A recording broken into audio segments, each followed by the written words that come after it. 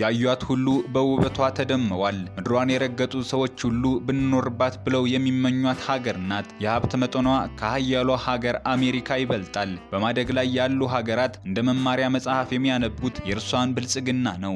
የዓለም ቱጃሮች ለመዝናናት ሲፈልጉ ወደዚች ሀገር ጎራ ይላሉ። ዜጎቿ ገንዘብ የሚያወጡት ከወርቅ ከተሰራ ኤቲኤም ነው። ለዜጎቿ ቤት የምታድለው ድህነትን ታሪክ ያደረገችው ማስቲካ ማኘክ የተከለከለባት ቀዳሚ አየር መንገድ መገኛ የመርከቦች መናኸሪያ ወንጀል የሌለባት የቅንጦችና የሀብታሞች ሀገር ትንሿ ግን ደግሞ ባለ ብዙ ነገሯ ሲንጋፖር የዛሬ መዳረሻችን ናት። አብራችሁን ቆዩ። ሲንጋፖር ከዓመታት በፊት ታሪኳ እንደ ዛሬ አልነበረም። በእንግሊዝ ቅኝ ግዛት ስር የነበረች ድህነትና የተጎሳቆለ ኑሮ መገለጫዋ የሆነ ምንም አይነት የተፈጥሮ ሀብት የሌለባት ሀገር ነበረች። ነዋሪዎቿ የሚኖሩት እርጅና ባጠቃቸው ደሳሳ ጎጆዎች ውስጥ ነበር። በዚያ ላይ ስራ አጥነት በከፍተኛ ደረጃ የተንሰራፋባት ሀገር ነበረች። ዜጎቿን ለመመገብ 90 በመቶ የሚሆነው ምግብ ከጎረቤት ሀገር ማሌዥያ ነበር የምታስገባው። እንደ ኤሮፓውያን ዘመን አቆጣጠር በ1959 የሀገሪቱን ታሪክ የሚቀይር ሰው የመጀመሪያው ጠቅላይ ሚኒስትር ሆኖ ተመረጠ።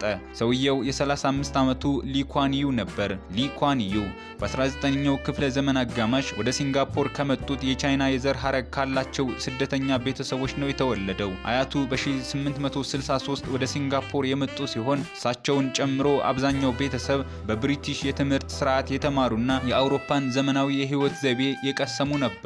የሊ ኩዋን ዩ አያት ከአውሮፓውያን ነጋዴዎች ጋር የቅርብ ግንኙነት የነበራቸው ከመሆኑም በላይ ከኢንዶኔዥያ የመጡ የቻይና ነጋዴዎች ጋርም ጥሩ ጓደኛሞች ነበሩ። ሊ ኩዋን ዩ ከአራት ወንድሞችና ከ7 አጎቶቹ በተጨማሪ በአካባቢው ከነበሩ አሳስጋሪዎች እንዲሁም ቻይናውያንና ማላይ ልጆች ጋር እየተጫወተ ነው ያደገው። ይህም ሰፋ ያለ እይታ እንዲኖረው እንደረዳው ይታሰባል። በ1950 የህግ ትምህርቱን በካምብሪጅ ዩኒቨርሲቲ ከተከታተለ በኋላ ወደ ሲንጋፖር በመመለስ ሀገሩን በፖስታ ቤት ሰራተኝነት አገልግሏል። በዚህ ጊዜ በታታሪነቱና በደሞዙ ብቻ ህይወቱን የሚመራ የሰራተኞች መብት ይከበር ዘንድ የሚታገል ወጣት ነበር። በ1954 ሊ የእንግሊዝ ቀኝ ግዛትን ለማስወገድና በቅጥር ላይ የሚደረገው መድሎ ለመጨረሻ ጊዜ ለማስቆም ዓላማ ያደረገ ፒፕልስ አክሽን ፓርቲ ፒኤፒ የተባለ ፖለቲካ ፓርቲ መሰረተ። በሲንጋፖር የነበረውን የዲፕሎማሲ ሽግግር በመጠቀም ፒኤፒ ፓርቲ በዚሁ ዓመት በተደረገ ምርጫ በፓርላማ 3 መቀመጫዎችን አሸነፈ። ፓርቲው ከተመሰረተ ከ5 ዓመት በኋላ በ1959 ተወዳድሮ በምርጫ አሸነፈ። ሊ ኩዋን ዩም የሲንጋፖር የመጀመሪያው ጠቅላይ ሚኒስትር ሆኖ ተመረጠ። ሊ ኩዋን ዩ ሀገሪቱ ምንም መሰረተ ልማት የሌላት በሁለት ሙስሊም ሀገራት መካከል የምትገኝ ትንሽ ሀገር በመሆኗ ስጋት ገባቸው። እንደ አውሮፓውያን አቆጣጠር በ1963 የሀገሪቱን የኢኮኖሚ አቅም ለማሳደግ ሲንጋፖር ከማሌዥያ ፌዴሬሽን ጋር መቀላቀል እንዳለባት ወሰኑ። በተመሳሳይ ጊዜ ሊ ከፓርቲው መቋቋም ጀምሮ በፓርቲያቸው ውስጥ ስር የሰደደውን የግራ ዘመሞች ተጽዕኖ ለመግታት የማሌዥያ እርዳታ እንደሚያስፈልጋቸው ተስፋ አድርገው ነበር። ይሁን እንጂ ሊ እንዳሰቡት ማሌዥያ ልትረዳቸው ባለመቻሏና መግባባት ስላልቻሉ በ1965 ከማሌዥያ መገንጠላቸውን የሲንጋፖር ሪፐብሊክ መመስረትን አወጁ። ሊ ኩዋን ዩ በመሃል በኢኮኖሚና በመልክዓ ምድር ተመሳሳይ የሆኑ ህዝቦችን አንድ ለማድረግ ያደረጉት ሙከራ ሳይሳካላቸው ቀረ። የሲንጋፖርን የመገንጠል ዜና የሰሙ ሁሉ በቃ አበቃላት ሲሉ አሟረቱባት። በእርግጥም ሲንጋፖር ዜጎቿ ዘርተው የሚያበቅሉበት ለም መሬት የላትም። ሸጠው የሚከብሩበት ነዳጅ ዘይትም ሆነ ወርቅ የሌለባት ሀገር መሆኗን የሚያውቅ ሰው ይህን ቢል ልክ ነው።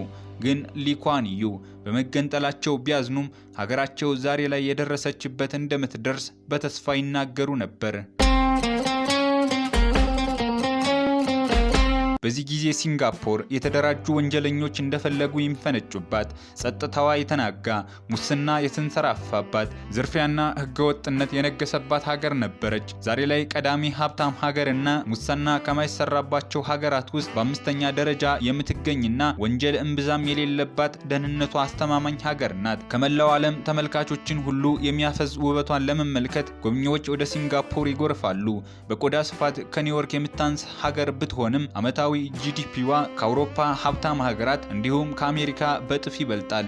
91% ዜጎቿ የቤት ባለቤት ሲሆኑ 80 በመቶ የሚሆኑት መንግስት በገነባቸው ቅንጡ አፓርታማዎች የሚኖሩ ናቸው።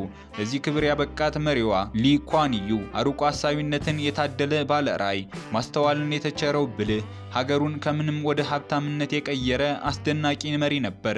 ውድ ተከታታዮቻችን ይህ ሰው እንዴት ሀገሩን ከምንም አንስቶ የበለጸገች ሀገር አደረጋት ማለታችሁ አይቀርም። ሲንጋፖር እንደ ሌሎች ሀብታም ሀገሮች ነዳጅ ሽጣ አይደለም የከበረችው። የተፈጥሮ ሀብት ባለቤት መሆን ብቻውን ሀብታም አያደርግም። ህዝቦች በታማኝነት መስራት ከቻሉ ሀገርን መቀየር ይችላሉ የሚል እምነት የነበራቸው ሊ ኩዋን ዩ በሶስት አምዶች ላይ በመመስረት ሁለገብ ስትራቴጂዎችን ነደፉ። ከውጭ ያለባቸውን ስጋት ለመከላከልና ውስጣዊ አለመረጋጋታቸውን ለማስቆም ቀዳሚ ተግባራቸው ጠንካራ መከላከያ መገንባት ነበር። እስከ 1960 ድረስ በእንግሊዝ ቀኝ ግዛት ስር ስለነበረች የራሷ ወታደር አልነበራትም።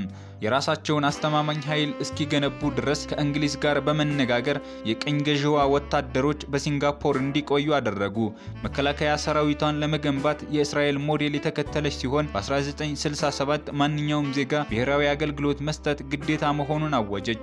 ይህ እርምጃ ብቃት ያለው ሰራዊት ከማቋቋሙም በላይ በሲንጋፖር ነዋሪዎች ዘንድ ብሔራዊ አንድነትና ዲሲፕሊን እንዲሰፍን አድርጓል። ችግራቸውን ወደ መፍትሄ መቀየር የሚያውቁበት ሊ ኩዋን ዩ በሀገራቸው የስራ ዕድል መፍጠርና የወደቀው ኢኮኖሚ እንዲነቃቃ ማድረግ በሁለተኛ ደረጃ የነደፉት ስትራቴጂ ነበር። የውጭ ሀገራት ባለሀብቶችና ኩባንያዎች ወደ ሀገራቸው እንዲገቡና እንዲሰሩ ወደ ሀገራቸው በሚገቡ ምርቶችና ማሽነሪዎች ላይ ቀረጥ በመቀነስና ለኢንቨስተሮች የኢንቨስትመንት የሚሆኑ መሬቶችን በቅናሽ በማቅረብ የስራ ዕድል መፍጠር ቻሉ። በ1970ዎቹ መጀመሪያ ላይ እንግሊዞች ከሀገራቸው ሲወጡ ከስራ የተፈናቀሉትን ሰራተኞች ለመቅጠር በቂ የስራ ዕድል ፈጠሩ። መንግስት ለዓለም አቀፍ ንግዶች መስህብ መዳረሻ እንድትሆን ባደረገው ጥረት ኢኮኖሚዋ በእጅጉ አደገ። ጊዜያዊ የሥራ ዕድሎች ሀገሪቱን ከትውልድ ወደ ትውልድ ለማስተላለፍ ዋስትና ስለማይሆን የተጠኑ መሰረተ ልማቶችን መገንባት ሶስተኛ አምዳቸው ነበር።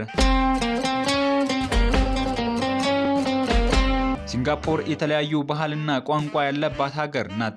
3/4 የሚሆኑት የቻይናውያን የዘር ሐረግ ያላቸው ሲሆን ማሌዥያውያንና ህንዳውያንም ይኖራሉ። አብዛኛው የሀገሪቱ ህዝቦች የኮንፊውሺየስ የቡድሃና የዳኦይዝም እምነት ተከታዮች ናቸው። የክርስቲያኖች ቁጥር ከጊዜ ወደ ጊዜ እየጨመረ ሲሆን ከእስልምና ጋር ተቀራራቢ ቁጥር አላቸው። የተቀሩት ህዝቦች በሂንዱይዝም ስርዓት አምልኮ ውስጥ ያሉ ቢሆንም ሃይማኖት የሌላቸው ሲንጋፖራውያን ብዙ ናቸው።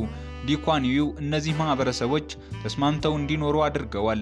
ሲንጋፖር ከተለያየ ዓለም የመጡና የተለያየ ቋንቋ የሚናገሩ ህዝቦች መኖሪያ በመሆኗ ወደ ልዩነት እንዳታመራ ስለፈሩ አንድ የሚያደርጋቸውን እንግሊዘኛ የሥራ ቋንቋቸው አድርገው አስተዋወቁ።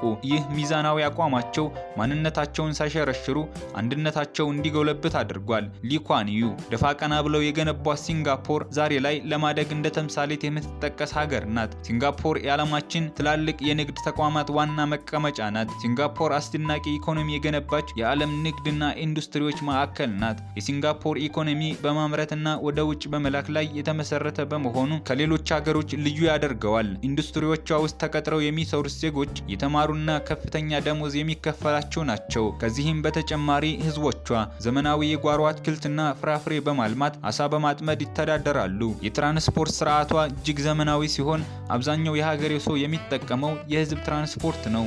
ሲንጋፖር የወደብ ከተማ በመሆኗ በመርከብ ብዛት በጣም የተጨናነቀ ወደብ አላት። የሲንጋፖር ወደብ ባለስልጣን ሁሉንም የመርከቦች እንቅስቃሴ በበላይነት ይቆጣጠራል። አብዛኞቹ መርከቦች የዕቃ መጫኛ ኮንቴነሮችን የሚያመላልሱ ናቸው። ሲንጋፖር ለትምህርት ጥራት የምትሰጠው ትኩረት ከፍተኛ ነው። በዚህም ምክንያት የትምህርት ስርዓቷ እጅግ ረቂቅና የሚያስደንቅ ነው። እንግሊዝኛ አካዳሚካል ቋንቋ ሲሆን ተማሪዎች በሀገራቸው የሚነገሩትን 3 ቋንቋዎች ጨምረው መማር ይችላሉ። የመጀመሪያ ደረጃ ትምህርታቸውን ያጠናቀቁ የሁለተኛ ደረጃ ተማሪዎች በአካዳሚክ ወይም በሙያና ንግድ የትምህርት መስመሮች ገብተው እንዲማሩ ይደረጋል። የአካዳሚክ ዘርፉን መርጠው የገቡ ተማሪዎች የ4 ወይም የ5 ዓመት ትምህርት እንዲወስዱ ይደረጋል። ዩኒቨርሲቲዎቻቸው ብቃት ያላቸውን ሙያተኞች የሚያፈሩ ናቸው። ውድ የዩቲዩብ ቻናል ቤተሰቦች ሰብስክራይብ፣ ላይክ፣ ሼር አድርጉ ዘንድ እንዲሁም በፕሮግራማችን ላይ ያላችሁን ሀሳብ አስተያየት ታደርሱን ዘንድ እየጋበዝን በቀጣይ በሌላ የጉብኝት ቪዲዮ እስክንገናኝ የዛሬውን የሀገራት ቅኝት ዝግጅታችን በዚህ አበቃን። ለሀገራችን ሰላም፣ ለእናንተም መልካሙን ሁሉ ተመኘን።